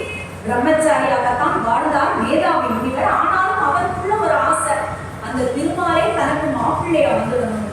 அப்படி அவர் தவம் பண்ணிட்டே இந்த தினமுமே அவருடைய தவம் அதுவாகத்தான் இருந்தது. ஒரு நாள் அந்த மேதாவி மகரிஷி ஆசிரமத்துக்கு எதிர்த்தாப்புல ஒரு மகிழ மரம் இருக்குது. மகிழ மரத்தை தான் வஞ்சுள மரம் அப்படின்னு நம்ம சமஸ்கிருதத்துல சொல்லுவோம். அந்த வஞ்சுள மரத்தின் அடியில இந்த திருமகள் என்பவள் ஒரு சிறுமியாக, அழகான சிறுமியாக அங்கே இருந்தார். என்ன காரணம்னா, இந்த மேதாவி மகரிஷிக்கு தான் குழந்தையாக போக வேண்டும் என்பதற்காகவே அவ என்ன பண்ணினா அப்படின்னா, வைகுண்டத்துல திருமால் கிட்ட ஒரு பொய் சண்டை போட்டுட்டு சொல்லாம கொள்ளாம வைகுண்டத்தை விட்டு கிளம்பி வந்து இந்த மேதாவி மகரிஷியின் ஆசிரமத்துக்கு எதிர்த்தாப்பு இருக்கக்கூடிய அந்த மஞ்சுள மரத்தின் அடியில் அவள் வந்து தோன்ற ஆரம்பித்தார். உடனே மகரிஷிக்கு ரொம்ப சந்தோஷம். அவருக்கு தெரியாது திருமகள் தான் இப்படி வந்திருக்கான்னு. ஏதோ ஒரு அழகான சிறுமிக்கு கிடைச்சிருக்கா, எடுத்து வளர்ப்போம். ஒரு ஆசாசியான இந்த குழந்தையை வளர்க்கிற சிறுமியும் அழகாய் நாடொரு மேலும் பொழுது வண்ணமாக வளர்க்கிறாள். தவிச்சான். ஏன்னா எப்போ திருமகள் அந்த இருப்பிடத்தை விட்டு கிளம்பிட்டாரோ அந்த இடமே இருட்டா மாறி வாசம் அப்படின்றதும் போய் ரொம்ப நாராசமா மாறி போச்சான் வைகுண்ட லோகம். உடனே பெருமாள் என்ன பண்ண, கருடனை கூப்பிட்டு கருடா கருடா, திருமகள் எங்கேயோ சொல்லாம கொள்ளாம போயிட்டா, அவ வேற எங்கேயும் போயிருக்க மாட்டா, பூலோகத்துல தான் எங்கேயோ இருப்பா. நீ என்ன பண்ணு, பூலோகம் ஃபுல்லா தேடிப்பாரு, திருமகள் எங்க வாசம் செய்யறா அப்படிங்கிற அந்த ஒரே ஒரு விஷயத்தை மட்டும் நீ கண்டுபிடிச்சிடுவா. அந்த ஒரு விஷயத்த கண்டுபிடிச்சு நீ என்கிட்ட வந்து தெரிவிச்சா போதும், திருமகளை கூட நீ திரும்பவும் வைகுண்டத்துக்கு கூட்டிட்டு வரணும்னு நான் சொல்லல, திருமகள் எங்க இருக்கா அப்படிங்கிற விலாசத்தை மட்டும் நீ வந்து சொல்லு, நான் அவளிடம் சென்று அடைகிறேன்னு பெருமாள் சொல்ல, உடனே கருடன் என்ன பண்ணார், பூலோகம் முழுக்க தேடி தேடி தேடி தேடி பார்த்தாராம். எங்கேயுமே திருமகள் எங்க இருக்கா அப்படின்றத அவரால் கண்டுபிடிக்கவே முடியல. அப்போ சரி, நமக்கு திருமகள் தன்னை காட்டி கொடுக்கல போல இருக்கு அப்படின்னு நினைச்சுட்டே அவர் வைகுண்டத்தை நோக்கி பறந்து செல்லும் போது இந்த பாஸ்கர கஷேத்திரம் அப்படின்னு சொல்லுவாங்க கும்பகோணத்தை. இந்த பாஸ்கர கஷேத்திரத்தை தாண்டி அவர் போகும்பொழுது அந்த இடத்துல மட்டும் ஒரு அதீதமான தாமரை மலர்களின் வாசம் வீசியதும். தாமரை மலர்கள் எங்கெல்லாம் வந்து வாசம் வீசுதோ அந்த தாமரை மலரில் வாசம் செய்யக்கூடிய மகாலட்சுமி அங்கதான் இருப்பா அப்படிங்கிறது கருடனுக்கு நல்லாவே தெரியும். அதனால அவர் மேலேருந்து கீழே பார்க்கும் பொழுது இந்த மேதாவி மகரிஷியோட அந்த ஆசிரமத்துல அழகான சிறுமியா தாயார் வளர்ந்து இருக்கிறத பார்க்கிறார். அவருக்கு தெரிஞ்சு போச்சு அதுதான் தாயார்னு. அதனால நேரா வைகுண்டத்துக்கு போறார். போய் பெருமாள் கிட்ட போய் சொன்னார், நீங்க தேடிட்டு இருந்த தாயார் அங்கதான் வஞ்சுள வன்னியாக அந்த நாச்சியார் கோவில் அப்புறம் தான் பேர் இருந்தது, அந்த இடத்துல இருக்கான்னு சொல்லவே பெருமாளும் வந்தார், ஸ்ரீனிவாசனாகவே வந்தார். வந்து மேதாவி மகரிஷி கிட்ட உங்களுடைய பெண்ணான அந்த வஞ்சுள வல்லியை எனக்கு திருமணம் செய்து கொடுக்க முடியுமான்னு கேட்ட கருடன் முன்னிலையில் அந்த திருமணம் நடந்தது. இன்னைக்கும் நாச்சியார் கோயில் போனோம்னா பெருமாளுக்கு அந்த இடத்துல முக்கியத்துவங்கிறது அடுத்தபடிதான். அதை விட அதீத முக்கியத்துவம் தாயாருக்கு தான். அந்த சன்னதியிலேயே பார்த்தோம்னா கல்யாண திருக்கோலத்துல தான் தாயாரும் பெருமாளும் இருப்பாங்க. தாயாரோட இடுப்புல இந்த கோவிலோட சாவி கொத்து டெய்லி இருக்கும். தாயாரோட திருவடியை பார்த்தோம்னா ஒரு அடி முன்னாடி வச்சிருக்க மாதிரி இருக்கும். அந்த அதான் பேரே நாச்சியார் கோவில். நாச்சியார் அப்படின்னாலே திருமகள் தாயார் அப்படின்னு தான் அர்த்தம். அந்த நாச்சியாரை திருமகளை முன்னிறுத்தியே அந்த கோவிலுக்கு நாச்சியார் கோயில்னு பேரு. அது மட்டும் அல்லாமல் கருடன் தானே கண்டுபிடிச்சு கொடுத்தார் அப்படின்றதுனாலேயே அந்த திருமகளின் விசேஷ திருவருள் என்பது அந்த இடத்துல இருக்கக்கூடிய அந்த கருடன் மேல் பட்டதாம். வேற எங்கேயுமே அவ்வளவு பெரிய கல் கருடனை நம்ம பார்க்கவே முடியாது. கல் கருடன் அப்படின்னாலே அது நாச்சியார் கோவில்ல இருக்கக்கூடிய கல் கருடன் தான். அவ்வளவு பிரம்மாண்டமாக இருப்பார் அந்த கல் கருடன். அவருடைய உடம்புல 9 பாம்புகளை சாத்தி கொண்டு அவர் இருப்பார். அவரை பார்த்தோம் இல்ல அவரை நினைச்சோம், இப்ப நம்ம எல்லாரும் அவரை பத்தி கேட்டு இருக்கோம் அப்படின்னாலே நமக்குள்ள இருக்கக்கூடிய இந்த ராகு கேத்து தோஷம் அப்படின்றது தானாகவே விலகிடும் அப்படின்வாங்க. அந்த கல்கருடனை பார்த்தா அவரா வெளில வருவாரு அப்படின்னு அவ்வளவு பிரம்மாண்டமா இருப்பாரு. யாருமே அவரை தூக்க முடியும்னு சத்தியம் பண்ணா கூட நம்ப மாட்டாங்க. ஆனா வருஷத்துல 2 தரம் அந்த கல்கருடனுக்காக மட்டுமே பிரம்மோற்சவம் நடக்கும். அந்த பிரம்மோற்சவம் நடக்கும் பொழுது எப்படி ஒரு அதிசயம் நடக்கும் பார்த்தீங்கன்னா 4 பேர் தான் அந்த கல்கருடனை சன்னதியை விட்டு வெளியில எடுத்துட்டு வருவாங்க. அவ்வளவு லேசா மாறிடுவாரு. இது எல்லாம் யாரோட பார்வையில நடக்கும்? திருமகளின் பார்வையில். 4 பேர் சன்னதியை விட்டு வெளில தூக்குவாங்க. அவ்வளவு பெரிய கல்கருடனை நீங்க கூகுள்ல போய் போட்டு பாருங்க. நாச்சியார் கோயில் கல்கருடன் பார்த்தாலே அவரோட இமேஜ் தெரியும், எப்படி பிரம்மாண்டமா இருக்காரு. 4 பேர் வெளியில தூக்குற அளவுக்கு அவ்வளவு லேசா இருக்காரு. அதுக்கப்புறம் பார்த்தா வெயிட் தானா கொஞ்சம் கொஞ்சமா கனமாக மாறுவார். 4, 8, 16, 32, 64 இப்படி போக போக போக அவர் கணம் ஏறிக்கொண்டே போக கடைசியில 128 பேர் சேர்ந்து அவரை தூக்குவாங்க. இது மட்டும் இல்லாம சாதாரணமா அந்த கருட வாகனத்தெல்லாம் பார்த்தோம்னா ஏகப்பட்ட கூட்டம் இருக்கும். பார்க்கறவங்களுக்குலாம் வேட்டு போட்டு இது உண்மை. ஆனா நாச்சியார் கோயில்ல திருமகளின் திருவருளுக்கு பரிபூர்ணமாக பாத்திரமான அந்த பக்ஷிராஜன் அப்படின்னு சொல்லக்கூடிய அந்த கருடனுக்கு அந்த பிரம்மோற்சவ திருநாளைக்கு அப்படியே வேர்த்து வேத்தா போட்டு இதை கண் கூடு ஓக்குதோ. இப்ப மார்கழி மாசம் கூட திரும்பவும் ஒரு பிரம்மோற்சவம் வரும். அந்த மார்கழி மாசம் நடக்கக்கூடிய அந்த கல்லுடன் வரக்கூடிய இந்த நாள்ல போய் பாருங்க, கருடனுக்கு அப்படியே வேர்த்து வேத்தா போட்டு நம்பவே முடியாது. எப்படி இப்படி ஒரு ஏன்னா உண்மையா உயிரோட்டமா இருக்கார். பெருமாளையும் தாயாருக்கும் சேர்த்து வைத்து அவர்களுக்கு திருமணமும் நடத்தி வைத்து இன்றளவும் ரொம்ப உலக அளவிலேயே பிரசித்தி பெற்ற கல்கர்வனாக அந்த கருடன் இருக்கிறார். திரும்பவும் அந்த கல்கர்வன் அந்த மாட வீதியெல்லாம் சுத்திட்டு வந்தவன பார்த்தா கொஞ்சம் கொஞ்சமா கோவிலுக்குள்ள வரும்பொழுது அவருடைய அந்த பாரம்ன்றது இறங்கிட்டே இருக்குமா. அந்த 128 தூக்கிட்டு இருந்தவங்க பாரம் போயிடுச்சுன்னு 64, 32, 16, 8 வந்து கடைசியில சன்னதிக்குள்ள வரும்பொழுது 4 பேர் தான் கருடனை திருப்பி அந்த சன்னதிக்குள்ள வைப்பாங்க. இது அத்தனை நடக்கிறதுக்கு என்ன காரணம் அப்படின்னா திருமகளின் திருவருள் தான். ஒண்ணுமே இல்லை. நம்ம ராமாயணத்தை எடுத்தோம், வால்மீகி ராமாயணத்தை பார்த்தோம் அப்படின்னா வால்மீகிக்கு அந்த ராமாயணத்தை எழுதக்கூடிய அளவுக்கு அந்த புத்தி கூர்மையை கொடுத்தது யாருன்னா சந்தேகமே இல்லாமல் திருமகள் தான். என்ன காரணம் அப்படின்னா அந்த கர்ப்பவதியாக இருந்த சீதா தேவிய ராமர் அந்த வால்மீகி ஆசிரமத்தை விட்டுட்டு கிளம்பிட்டார். வால்மீகி ஆசிரமத்துல வால்மீகி என்ன பண்ணினார் அப்படின்னா அந்த சீதா தேவி அந்த திருமகளுக்கு சகல விதமான உபச்சாரங்களையும் தொடர்ந்து பண்ணிட்டே இருந்தாரு. லவா குச்சான்னு 2 அழகான புத்திரர்களையும் சீதா தேவி பெற்றெடுத்தாள். அந்த திருமகளின் திருவருள் திருக்கடாட்சம் அப்படின்றது வால்மீகி மேல தொடர்ந்து பட்டுட்டே இருந்ததால அவர் என்ன பண்ணாரு, கரெக்டா அந்த என்னென்னலாம் நிகழ்வுகள் பார்த்தாரோ பார்த்த நிகழ்வுகள் மட்டுமல்லாமல் மனத்திரையிலேயே அந்த ராமாயண நிகழ்வுகளை எல்லாம் பார்த்து அற்புதமாக வால்மீகி ராமாயணத்தையே எழுதினார். அதுக்கெல்லாம் காரணம் என்னன்னா திருமகளின் திருவருள் தான் அப்படின்றதுல சந்தேகமே இல்லை. இப்ப அடுத்த வாரம் பார்த்தோம் அப்படின்னா கார்த்திகை மாசம் திருச்சானூர்ல இருக்கக்கூடிய அந்த தாயாருக்கு அவ்வளவு பிரமாதமாக பிரம்மோற்சவம் நடந்தேறும். எப்படி இந்த திருமலை பிரம்மோற்சவம் புரட்டாசி மாசம் சொல்றோமோ அதே மாதிரி இந்த திருச்சானூரில் இருக்கக்கூடிய இந்த திருமகளுக்கு அழகாக நடக்கக்கூடிய பிரம்மோற்சவம் எதுனா கார்த்திகை மாதம் வரக்கூடிய அந்த பிரம்மோற்சவம். இந்த திருமலை அப்படின்னம்னாலே திருமலை அப்பனுக்கு முக்கியமான அடையாளமாக இருப்பது அவருடைய தாடையில இருக்கக்கூடிய அந்த பச்சை கற்பூர அடையாளம். அந்த பச்சை கற்பூர அடையாளம் அவருக்கு எதனால வந்தது அப்படின்னாக்க சுவாமி ராமானுஜர் ஒரு வாட்டி ஸ்ரீரங்கத்துல அப்பெல்லாம் திருமலைக்கு யாருமே போக மாட்டாங்க.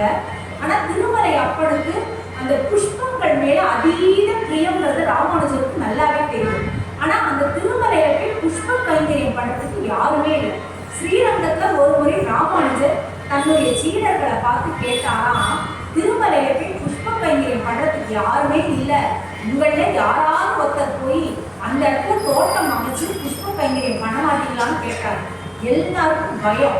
ஏன்னா வனவிலங்குகள் மட்டுமே வாசம் செய்த இடமாக அந்த திருமலை வாசம் செய்த இடம் இருந்ததுன்றதுனாலே திருமலைக்கு போக எல்லாருமே தயங்கினாங்க.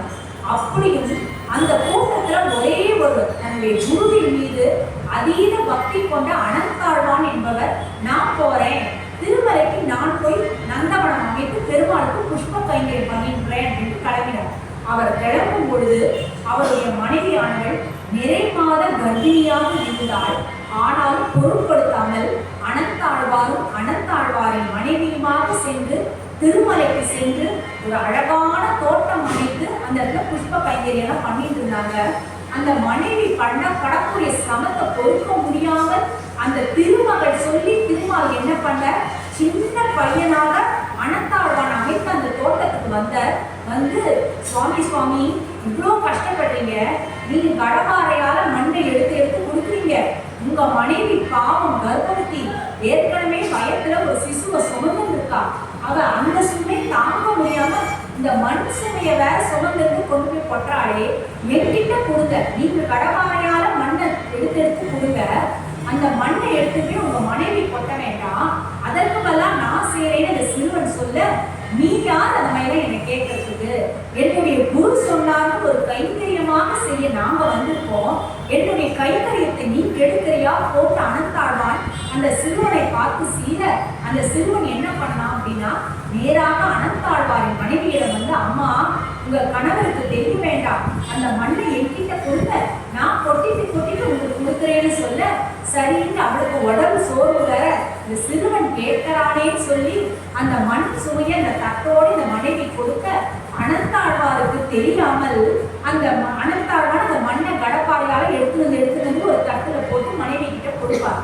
அந்த மனைவி அந்த இடத்துல வைப்பா.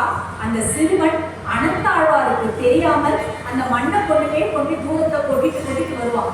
ஒரு சமயம் அனந்தாழ்வார் பார்த்தார், கொஞ்ச நேரம் முன்னாடி வரைக்கும் அந்த மண்ணை கொண்டு போய் கொட்டுறதுக்கு இவ்வளோ நேரம் எடுத்துக்கிறாளே மனைவி, ஆனா இப்ப கொஞ்ச நேரமா பார்த்தா ரொம்ப சீக்கிரம் கொட்டிட்டு வராளே, என்னமோ சிறுமிஷம் பண்றாளோ இவ, நாம கொடுக்குற மண்ணை சரியா கொட்ட மாட்டேங்கிறாளோ வந்து பார்க்கும்போது அந்த சிறுவன் அந்த மண்ணை கொட்டுறதை பார்த்தார் அனந்தாழ்வார். கோபமாக வந்து அந்த சிறுவனை கடப்பாறையால் ஓடி அடிக்க, அந்த தாடியில் அடிபட்டு அந்த சிறுவன் ஓடி போய் சன்னதியில மறைஞ்சான். கொற்ற ரத்தம் நிற்காமல் அனந்தாழ்வாரை பச்சை கற்பூரத்தை தடவுங்கள்னு சொன்ன பொழுதுதான் அந்த பச்சை கற்பூரத்தை தாங்கினார். அந்த ஸ்ரீனிவாசன் அப்படி இருக்கார். கோவில போனோம்னா நுழைவாயிலே இன்னி வரைக்கும் கூட அனந்தாழ்வாரின் கடப்பாறை அப்படிங்கிறது நம்ம இன்னி வரைக்கும் வரவேற்கும். இப்படி எல்லாம் பண்ணினார் இல்லையா? இப்படி எல்லாம் பண்ணின அந்த அனந்தாழ்வானுக்கு தான் ஏதாவது உதவி செய்ய வேண்டும், தான் அவரோடு விளையாட வேண்டும் என்று திருமால் அப்படி விளையாடினார். அந்த பச்சை கற்பூர அடையாளத்தை அவர் வாங்கிட்டார். திருமகளுக்கும் ஆசையா இருந்துதான். ஏன்னா ஒரு நாள் கூட வெயிலோ மழையோ புயலோ காற்றோ என்ன நடந்தாலும் சரி, என்ன ஆனாலும் சரி, அந்த தோட்டத்துல அழகா நமக்காக ஒரு நந்தவனத்தை அமைச்சிருக்க, டெய்லி அழகழகான பூக்களை கொண்டு வந்து பூமாலையா கட்ட இந்த அனந்தாழ்வானோடு நாம் விளையாட வேண்டும் என்று திருமகள் நினைத்தாளாம். அதையே திருமாலிடமும் சொன்னாளாம். அதனால இவங்க என்ன பண்ணினாங்க அப்படின்னா, தினம் அனந்தாழ்வாரின் தோட்டத்திற்குள்ள நடு இரவுல அந்த சன்னதியிலிருந்து அந்த திருவேங்கட முடையானும் அலர்வேல் மங்கையும் ஒரு இடம், ஒரு பையனாகவும் பெண்ணாகவும் ஒரு இளம் கப்புலா தம்பதியினராக ஒரு தோட்டம் எடுத்துக்கொண்டு அனந்தாழ்வாரின் தோட்டத்துக்குள்ள போக ஆரம்பிச்சாங்க. ஒவ்வொரு நாளும் அவங்க ராத்திரியில போவாங்க. அங்க இருக்கிற அந்த பூக்கள் எல்லாம் பறிச்சு ஒத்தர் மேல ஒத்தர் தூவி எரிவாங்க. இது ரொம்ப நாளா நடந்தது. அனந்தாழ்வானுக்கு தெரியாது. ராத்திரி ஆகும், காத்தால் சுப்பிரபாத சேவை ஆரம்பிக்கிறதுக்கு கூட ஓடி போயிடுவாங்க ரெண்டு பேருன்னா, அங்க பக்தர்கள்லாம் வந்திருப்பாங்களே அப்படிங்கிறதுனால. கொஞ்ச நாளா அனந்தாழ்வான் பார்க்கிற அவர் ஒத்தரே அவ்வளோ சமப்பட்டு அந்த தோட்டத்தை அவ்வளோ அருமையா பராமரிச்சு வந்துட்டு இருந்தார். ஆனா சில நாட்களாக அந்த தோட்டத்தில் இருக்கக்கூடிய பூக்கள்லாம் கொய்யப்பட்டிருக்கு. கொய்யப்பட்டது இல்லாம பல பூக்கள் செடிக்கு இப்பதான் நம்ம நடவுன்னு நட்டு வச்சிருந்தா அந்த செடியெல்லாம் வரை யாரோ கால மிதிப்பட்டு போயிருக்கு. ரொம்ப கஷ்டப்பட்டாலும் அனந்தாழ்வான் எல்லாருக்கையும் கேட்டு பார்க்கற, நீங்களாம் அக்கம் பக்கத்துல இருக்கீங்களே, யாராவது ராத்திரியில வராங்களா, வந்து நான் கைங்கரியம் பெருமாளுக்கு பண்ணக்கூடாதே அப்படிங்கிறதுக்காக பூக்களெல்லாம் பிச்சு போடுறாங்களா, இந்த பூச்செடியெல்லாம் பாழ்படுத்திட்டு போறாங்களான்னு கேட்டபொழுது எல்லாருமே எங்களுக்கு ஒண்ணுமே தெரியாதே, யாருமே இப்படி வராமலேயே தெரியலையேன்னு சொல்லிட்டாங்க. அவங்க பேச்சாலாம் நம்பாம அனந்தாழ்வான் என்ன பண்ணாருன்னா, ஒரு நாள் இரவு தானே மறைந்து இருந்து பார்க்கிறார். அப்பொழுது ரொம்ப ராஜகுமாரன் அவ்வளோ அருமையா ட்ரெஸ் பண்ணிட்டு ஒரு ஆணும் ரொம்ப அழகாய் அந்த பெண்ணும் வராங்க. சுத்தி விளையாடுறாங்க. அங்க இருக்கிற கல்லத்து தூக்கி போடுறாங்க, மண்ணை போடுறாங்க. இதெல்லாம் பண்ணது போறாதுன்னு அந்த அழகழகான புஷ்பங்கள் இது காலையில மலர்ந்துடும், வாசனையா இருக்கும்னு எதெல்லாம் அனந்தாழ்வான் நினைச்சிட்டு போனாரோ அதே புஷ்பங்களை பறிக்கிறாங்க. பறிச்சு அர்ச்சனை பண்ற மாதிரி ஒருத்தர் மேல ஒருத்தர் தூவி போடுறாங்க. பார்த்தா அனந்தாழ்வான் செம்ம கோபம் அவருக்கு வந்தது. உடனே அங்க ஒரு செண்பக மரம் இருந்தது. என்ன பண்ணினார் அப்படின்னா, இவங்க ரெண்டு பேரையும் சேர்த்து இன்னைக்கு கட்டிடணும். கட்டி போட்டாதான் இந்த திருமலையில இருக்கிறவங்க அத்தனை பேருக்கும் தெரியும் தோட்டத்துக்குள்ள யாரும் வரக்கூடாது, வந்து நோட்டம் விடுறதோட சரி, தோட்டத்துல இருக்கக்கூடிய பூக்கள் மேல யாரும் கை வைக்கக்கூடாதுன்னு தெரியும்னு சொல்லிட்டு ரெண்டு பேரையும் குடிச்சு கையால கட்டணும்னு நினைக்கும் பொழுது அந்த இளம் பையனாக அரசன் மாதிரி அரச குமாரன் மாதிரி வந்த பெருமாள் ஓடிய தாயார் மாட்டிட்டாளாம் அனந்தாழ்வான். உடனே அவர் என்ன பண்ணினார்னா, அந்த செண்பக மரத்துல தாயாரை போட்டு கட்டி விட்டார். உடனே தாயார் கெஞ்சினாள், எனக்கு ஒண்ணுமே தெரியாது, என்னுடைய கணவர் சொன்னார் இந்த தோட்டம் ரொம்ப அழகான தோட்டம்னு, திருமலைக்குள்ள நுழைஞ்சாலே இந்த தோட்டத்துல இருந்து வரக்கூடிய பூவின் வாசம் எல்லாரும் இழுக்கிறது வசப்படுத்துறதுன்னு என் கணவர் சொன்னார். அதனால எப்படி இருக்குன்னு பார்க்கறதுக்கு நாங்க வந்தோம். ஆனா அந்த பூக்களுடைய அந்த அழகுல வசப்பட்டு நாங்க ஒருத்தர் விளையாடினோம். என்னையே கேட்கிறீங்க, என்ன மட்டும் நீங்க கட்டி போடுறது நியாயமா? உங்கள் மகளை போன்றவள் நான் உங்களை அப்பான்னு கூப்பிடுற ஸ்தானத்துல நீங்க இருக்கீங்க. உங்கள் மகளை போன்றவள் நான். கட்டி போடணும்னா 2 பேரையும் கட்டி போடுங்க, அவரையும் சேர்த்து கட்டி போடுங்கன்னு அந்த பெண்மணி சொல்ல, அதெல்லாம் தெரியாதுமா, அவர் தச்சு போயிட்டாரு, எப்படியும் ஒன்ன நான் இங்க பிடிச்சு கட்டி போட்டுருக்கேன்யா, முன்ன தேடிட்டு உன் கணவர் நிச்சயமாக இந்த தோட்டத்திற்கு மீண்டும் வருவார். வரும்பொழுது இதோ அடுத்த செண்பக மரம் இருக்கிறது, அந்த மரத்தில் உன் கணவனை நான் கட்டி விடுவேன்னு சொல்லிட்டு ராத்திரி முழுக்க அந்த பெண்மணிக்கு காவலாக இருந்தாராம் அனந்தாழ்வான். அடுத்த நாள் காத்தால சுப்பிரபாத சேவை சன்னதியை திறக்கிறாங்க. திருமால் அந்த திருமலை அப்பனின் முக்கியமான அடையாளமான பச்சை கற்பூரம் இருக்குது. 2வது அடையாளமான திருமார்பில் இருக்கக்கூடிய திருமகளை காணவில்லை. அர்ச்சகர்கள்லாம் பதறிட்டாங்களாம், நாம ஏதோ தப்பு பண்ணிட்டோமா? ஏன்னா ரொம்ப தப்பு பண்ணினாதான் தாயாருக்கு பொறுக்க முடியாம ஓடி போயிடும்.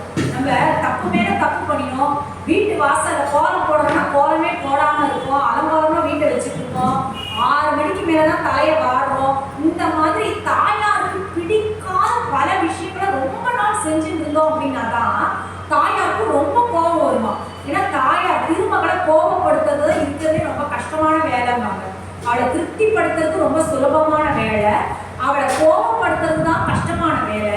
ஸோ அங்க இருந்த அர்ச்சகர்கள்லாம் பார்த்தாங்களாம், நம்ம ஏதோ தவறு பண்ணிட்டோம் போலருக்கு, சரியா நம்ம நைவேத்தியம் பண்ணலையோ என்னவோ, பெருமாள் கிட்ட நம்ம அபச்சாரம் பண்ணிட்டோம், அதனாலதான் திருமகள் கோச்சிட்டு போயிட்டான்னு அவங்களாம் அப்படியே கதி கலைவி நிற்கும் பொழுது ஸ்ரீனிவாசன் திருவாய் மலர்ந்து சொன்னாராம், இந்த அனந்தாழ்வான் தோட்டத்துல நானும் திருமகளுமாக சேர்ந்து விளையாட போனோம். அனந்தாழ்வான் என்னுடைய தாயார அங்க கட்டி வச்சிருக்கா, அவளை அழைச்சிட்டு வாங்கோ. ஆனா அவளை எப்படி நீங்க கூட்டிட்டு வரணும்னா ஒரு மணப்பெண் போல மணக்கோலம் செய்து அனந்தாழ்வாரே அந்த திருமகளை கூடையில் வைத்து கூட்டிட்டு வரணும்னு சொல்லி பெருமாள் சொன்னார். உடனே அர்ச்சகர்கள்லாம் போய் அனந்தாழ்வார்கிட்ட சொல்ல ஓன அழுதாரா. அவர் அந்த திருமகளின் திருவடியில் விழுது. திருமகள் சிரிச்சாள், ஏப்பா அழற, நாங்களே இஷ்டப்பட்டு தானப்பா வந்தோம், நீ இவ்வளோ அழகா புஷ்ப கைங்கரியம் பெருமாளுக்கு பண்ணும் பொழுது முன்னே என்னுடைய தந்தைன்னு சொல்லக்கூடிய அருகதை நீ எனக்கு தரமாட்டியான்னு திருமகள் கேட்டான். அன்னைக்கு அடுத்த நாள் பார்த்தா சிறுமியாக கோலம் கொண்டாடவள், அவளுக்கு நிஜமாவே மணமகள் மாதிரியே ட்ரெஸ் பண்ணி ஒரு கூடையில வச்சு அனந்தாழ்வான் கூட்டிட்டு எனக்கு கல்யாணம் பண்ணி வச்சார். இன்னி வரைக்கும் கூட பார்த்தோம் அப்படின்னா அந்த பிரம்மோற்சவத்துல அந்த சக்கரவாரி தீர்த்தம் லாஸ்ட் டே பண்ணுவாங்க, சக்கர தீர்த்தம், சக்கர ஸ்நானம்னு சொல்லுவோம். அதுக்கு அடுத்த நாள் பார்த்தா பாபு சவாரின்னு ஒண்ணு பண்ணுவாங்க. பாபு சவாரி, பாபுனா தோட்டம். அந்த பாபு சவாரி எதுக்காக பண்ணாங்கன்னா அன்னைக்கு அனந்தாழ்வான் வடப்பாறையை அழிச்சதுக்காகவும் இந்த மாதிரி திருமகள் அந்த இடத்துல இருந்தாலியா ஒரு நாள் பாகுல இருந்தாங்க. அதை நினைவுபடுத்தும் மனசா நினைச்சு பண்ணுறதுக்காகவே பெருமாள் அப்படி பின்னாடி வழியானா அந்த அனந்தாழ்வான் தோட்டம்ன்றது திருமலையில் கடைசியில இருக்கும். நம்ம யாருமே முக்கால்வாசியுமே மிஸ் பண்ணிடுவோம். அனந்தாழ்வான் தோட்டம்னு தேடிட்டு போய் பார்த்தாதான் அது பார்க்க முடியும். கார்னர்ல இருக்கும், மேல ராம லட்சுமணர் சீதை விக்கிரமம் பதிக்கப்பட்டிருக்கும், அதுதான் அடையாளம். பெருமாள் என்ன பண்ணுவார்னா பிரம்மோற்சவம் முடிஞ்சா களைப்பா இருக்கும்ல, களைப்பா இருக்காது. சக்கர ஸ்நானம் முடிஞ்சதும் அனந்தாழ்வாரை போய் பார்க்கணும். அன்னைக்கு அந்த திருமகள் அங்க கட்டி வச்சாருன்னு இந்த 2 உபய நாச்சிமார் சமேதராக அப்படி பின்னாடி வருவார். பேக் சவாரி வாங்க, ஆக்சுவலா பாபு சவாரி பேக் சவாரி எது ரெண்டுமே சரியான அர்த்தம் தான். நம்ம பேக் அப்படி பின்னாடி வழியா வந்து அந்த அனந்தாழ்வான் தோட்டத்துக்குள்ள போய் அந்த இடத்துல இருப்பார். அதே மாதிரி அனந்தாழ்வார் முக்தி அடைஞ்ச திருவாடி பூரமணிக்கும் அவர் என்ன பண்ணுவாருனாக்க அனந்தாழ்வார் இந்த மரத்தையும் பூவையும் அவ்வளோ நேசிச்சார் இல்லையா, பூமகளை நேசிச்சார், திருமகளை நேசிச்சார். அப்படிங்கிறதுனாலேயே இன்னைக்கும் அனந்தாழ்வான் ஒரு மகிழ மரமாகவே அங்க மாறி இருக்காருன்றது ஐதீகம். அந்த அனந்தாழ்வான் தோட்டத்துல பெரிய மகிழ மரம் இருக்கும், அந்த மரமாகவே அனந்தாழ்வார் இருக்காருன்றது ஐதீகம். அந்த மரத்தை பார்த்தோம்னா அந்த மரக்கிளைகள் அங்கிருந்து அந்த திருமலை அப்பனின் சன்னதியை பார்க்குற மாதிரியே இருக்கும், அவ்வளோ பெருசா வளர்ந்துருக்கும். அந்த மகிழ மரத்துக்கு ஆடி பூரத்தன்னைக்கு மரியாதை பண்ணுவார் பெருமாளும் தாயாருமாக சேர்ந்து. அப்படி திருமகளின் திருவருளால நடந்த லீலைகள் பல. கும்பகோணம் வரைக்கும் வந்துட்டோம். திருச்சியை பத்தி ஒரே ஒரு திருமகளின் திருவருளை சொல்லி என்னுடைய உபன்யாசத்தை இன்று நிறைவு செய்கிறேன். திருச்சி பக்கத்துல பார்த்தோம்னா நான் இந்த இடத்துல மஞ்சள் பூந்தமல்லியை பார்த்தோம், கோவளவல்லியை பார்த்தோம். திருச்சி பக்கத்துல உறையூர் அப்படின்னு ஒரு ஊர் இருக்கு. அந்த உறையூரில் இருக்கக்கூடிய திருமகளின் பேர் என்ன அப்படின்னா கமலவல்லி அப்படின்னு பேர். இந்த உறையூருக்கு இருக்கக்கூடிய இன்னொரு பேர் என்ன அப்படின்னா கோழியூர் அப்படின்னு சொல்லுவாங்க. அதற்கு என்ன காரணம் அப்படின்னா ஆதித்த சோழன் அப்படின்னு ஒரு சோழன் ஒரு காலத்துல அந்த உறையூரை ஆண்டு இருந்தான். அவன் மிகப்பெரிய யானையை வச்சிருப்பான். அந்த யானை மேல ஏறி வருவான். கர்வம்னா கர்வம், அப்படி ஒரு கர்வம் கொண்ட சோழனாக அவன் இருந்தான். தனக்கு மேற்பட்டவர் யாருமே கிடையாது, தனக்கு மேல ஒரு சக்தியே கிடையாது, நான் மட்டுமே தான் சக்தி மிகுந்தவன், என்னுடைய யானை மட்டுமே தான் உலகத்திலேயே பலம் பொருந்திய யானை, என்னுடைய யானையோடோ என்னோட போட்டி போட்டு யாருமே எங்களை வெல்ல முடியாது அப்படின்ற கர்வத்துல மட்டுமே அந்த உறையூரை சுத்தி சுத்தி வருவானா அந்த சோழ அரசன். அவனையும் அவன் யானையும் பார்த்தாலே எல்லாரும் கீழே விழுந்துருவாங்களாம். அப்படி யாராவது விழாம வெறுமை நின்று வேடிக்கை பார்த்தா காரணமே சொல்லாமல் என்னை நீ வணங்கவில்லைன்னு சொல்லி அவனுக்கு கடுமையான தண்டனை கொடுக்கிற அளவுக்கு ரொம்ப ஒரு கொடூரமான சோழ அரசனாக அவன் இருந்தான். பார்த்தால் திருமகள் பக்கத்திலேயே தான் ஸ்ரீரங்கம் இருக்கு. நாமளும் உறையூர் கமலவல்லி நாச்சியார் அந்த ரங்கநாதனே வருஷத்தை ஒரு நாள் பங்குனி ஆயிர தண்ணிக்கு வந்து சேரக்கூடிய நாயகியா நாம இருக்கோம். பெருமாள் வந்து போகக்கூடிய இந்த இடத்துல இந்த சோழனை நாம் திருத்தி பணிக்கொள்ள வேண்டும். ஒரு கர்வம் என்பது ஒரு மனிதனுக்கு ஆகாது. இப்படியே அவன் கர்வப்பட்டு இருந்தானா அவனுக்கு இன்னும் சேர வேண்டிய பணம், புகழ், பதவி எல்லாமே அழிஞ்சு போயிடும். அவனை நம்ம திருத்தி பணிக்கொள்ளணும்னு மகாலட்சுமி நினைச்சாங்க. நாம பொதுவா சொல்லுவோம் வில்வ இலையில் வாசம் செய்பவள் மகாலட்சுமி சொல்லுவோம். வில்வ மரத்திலும் அந்த வில்வ மரத்தின் அடியிலும் வாசம் செய்பவர் பரமேஸ்வரன், பரமசிவன் சொல்லுவோம். வில்வ இலையில் வாசம் செய்யக்கூடியவள் மகாலட்சுமி சொல்லுவோம். ஒரு நாள் அந்த உறையூர்ல அந்த ராஜா அந்த யானையில நகர்வலம் வரும்பொழுது வில்வ மரத்தின் மேல் வில்வ இலையின் ரூபத்தில் இருந்த மகாலட்சுமி பார்த்தாளாம். பார்த்தவள் கீழே இருந்த பரமசிவன்கிட்ட சொன்னாலாம், பெருமாளே, சிவனே, சிவபெருமானே, இந்த அரசன் படக்கூடிய அந்த கர்வமும் சரி, அவன் மக்களுக்கு கொடுக்கக்கூடிய தண்டனைகளையும் சரி, ஒரு தாயாக என்னால பொறுத்து கொள்ள முடியல. ரொம்ப தேவையில்லாம நிஜமாகவே ஒருத்தங்க தப்பு பண்ணாங்கன்னா தண்டனை கொடுத்தா சரி, ஆனா தப்பே பண்ணாதவங்களுக்கு கூட கடும் தண்டனை கொடுத்து தானே சர்வாதிகாரி, தன்னை மீறிய சக்தி ஒண்ணு இல்லைன்னு சொல்றான். அவன் கர்வத்தை நாம 2 பேருமா சேர்த்து அடக்கணும்னு முடிவு பண்ணிட்டாங்களாம். அன்னைக்கு அந்த சோழ அரசர் யானை மேல ஏறி சரியா அந்த வில்வ மரத்துக்கிட்ட பவனி வந்துட்டுள்ளாரு. உடனே திருமகள் என்ன சொன்னா, பரமசிவன் கிட்ட எப்படியாவது கர்வத்தை அடக்கணும்னு சொன்னதும் பரமசிவன் என்ன பண்ணாருனாக்க திருமகளின் திருவருடன் சேர்ந்து அவர் பக்கத்துல இருந்த ஒரு கோழியை தூண்டி விட்டார்.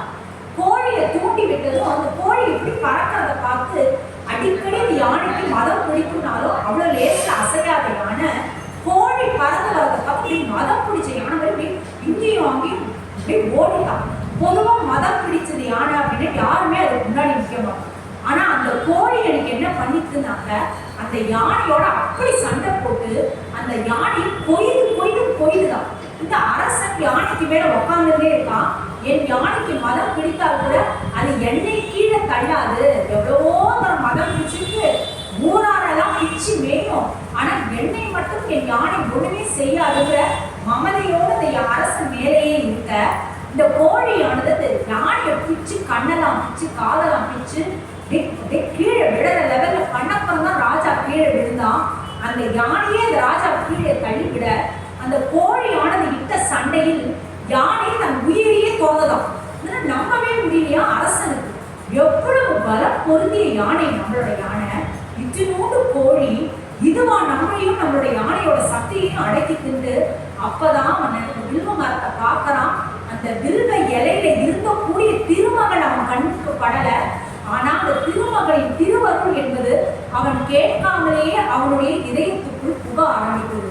அதனால என்ன ஆச்சுன்னா, அதுவரை தீய எண்ணம் கொண்டிருந்த அந்த அரசனுக்கு அந்த திருமகளின் கடாட்சம், திருவருள் என்பது எப்போ பட ஆரம்பிச்சதோ அதிலிருந்து அவன் நல்ல அரசனாகவே மாற ஆரம்பித்து தீவிர திருமால் பக்தனாகவே மாற ஆரம்பித்தான். நம்ம தினமுமே காத்தால எழுதுக்கும் போது பெரியவர்கள் என்ன சொல்லுவாங்கன்னா, ஒண்ணுமே பண்ண வேண்டாம், இந்த 2 கையும் இப்படி தேய்ச்சிட்டு இப்படி பாருங்க. என்ன காரணம் அப்படின்னா, கடவுளே மகாலட்சுமின்ட்டு நம்மளுடைய இந்த கையில இந்த விரல் நுனியில வாசம் செய்யலாம் மகாலட்சுமி. இவங்க பார்க்கட்டும், நம்ம குழந்தைகள்லாம் நம்மளை பார்க்கட்டும். ஏன்னா எல்லாராலையும் அங்கங்க கோவிலுக்கு போக முடியாது. நம்மளை தேடி தேடி திவ்ய தேசங்களுக்கோ எங்கெங்கயோ இருக்க கோவிலுக்கு சில பேரால வர முடியும், பல பேரால வர முடியாமல் போகலாம். எத்தனையோ பேர் நோய்வாய்ப்பட்டு இருக்கலாம், அவங்களாம் மனசால நம்மளை நினைச்சிட்டு இருக்கலாம், ஆனா கோவிலுக்கு வர முடியாத நிலைமையில இருக்கலாம். அதனால என்ன பண்ணலாம், அவங்களுடைய இந்த கை நடுப்பகுதியில விரல் நுனியில நம்ம வாசம் செய்வோம்னு நம்ம ஒவ்வொருத்தருடைய விரல் நுனிகளிலும் மகாலட்சுமி வாசம் செய்கிறார். அதனாலதான் காத்தால எழுதிக்கும் பொழுதே ஹரி ஹரி ஹரி 7 தரம் ஹரி ஹரி சொல்லிட்டு மகாலட்சுமியை பார்த்துட்டே எழுதுக்கணும்பாங்க. ஏன்னா பெருமாளுடைய பேர் ஒரு நல்ல திருநாமாவை சொல்லி எழுதுக்கும் பொழுது திருமகள் பிரீத்தி அடைகிறார். அது மட்டும் இல்லாமல் திருமகளை பார்த்துட்டே நாம எழுதுக்கும் பொழுது கடவுள் பிரீத்தி அடைகிறார். ஸோ அந்த நாளே நமக்கு நல்ல நாளாகத்தான் அமையும் என்பதற்காகவே அந்த நம்மளுடைய கையை பார்த்துட்டே நம்ம எழுதுக்கும் பொழுது தானாகவே நமக்குள்ள அந்த நாள் நல்ல நாளாகத்தான் அமையுங்கிற நம்பிக்கையை, அந்த தன்னம்பிக்கையை அந்த திருமகள் புகுத்துவாள் என்பதுதான் உண்மை. இத்தனை நேரம் நம்ம அனைவரையுமே தன்னுடைய திருவருளை நனைய வச்சிருக்கா அப்படின்னாலும் அதுவும் அந்த திருமகளின் திருவருளால் மட்டுமே நடந்த ஒரு அற்புதமான விஷயம். இன்றிலிருந்து இந்த நொடியிலிருந்தே நாம் அனைவருமே திருமகளின் பாதத்தை கெட்டியாக பிடித்துக் கொள்வோம். அப்படி திருமகளின் திருவடியை நாம் கெட்டியாக பிடித்துக் கொள்ளும் பொழுது அந்த திருமகள் தன்னுடைய திருவடியை நம்மளுக்காக உதறிடவே மாட்டாள். எப்பொழுதுமே ஒருத்தவங்களை கையை பிடிச்சி உதவி கேட்கும் பொழுது வேணா கையோட உதவிட்டு போவாங்களே தவிர, யாரையோ ஒருத்தவங்களை காலை பிடிச்சி நம்ம உதவின்னு கேட்கறோம்னா சாதாரண மனிதர்களை கூட அந்த காலை உதவிட்டு போக மாட்டாங்க. அவர் திருமகள், அகில உலக ஜெகன் மாதா, அவன் நம்மளை அப்படி உதறுவாளா? நிச்சயமா உதற மாட்டான். ஸோ நான் முதலிலே சொன்ன மாதிரி எப்படி இந்த 6 செயல்களை செய்கிறாள். தான் கேட்கிறாள் குறைகளை, பெருமாளை கேட்க வைக்கிறாள். நாம செஞ்ச பாவ வினைகளை எல்லாம் போக்கி நம்மை தூய்மைப்படுத்துகிறாள். நமக்குள்ள அந்த உயர்ந்த பக்தி, உயர்ந்த நம்பிக்கையை அவளே ஊட்டுகிறாள். அனைவரும் தன்னை தொழும்படி தானே செய்கிறாள். அது மட்டுமல்லாமல் நமக்காக சென்று பெருமாளிடம் அவளே சரணடைகிறாள். இப்படி 6 குணங்கள் கொண்ட அந்த ஸ்ரீயை நாம் அனைவருமே மனதில் நிறுத்தி தொடர்ந்து தியானம் செய்வோம். ஒரு அற்புதமான வாய்ப்பை வழங்கிய இப்படி ஒரு அற்புதமான தலைப்பில் நாம் எல்லோரும் இணைய ஒரு நல்ல மேடையை அமைத்து கொடுத்த சைவ சமய பக்த ஜன சபையினருக்கு மீண்டும் அடியேனது நன்றியையும் வணக்கத்தையும் தெரிவித்துக் கொள்கிறேன். நன்றி, வணக்கம். ஸ்ரீமதே ராமானுஜாய நமஹா. ஸ்ரீமதே ராமானுஜாய நமஹா.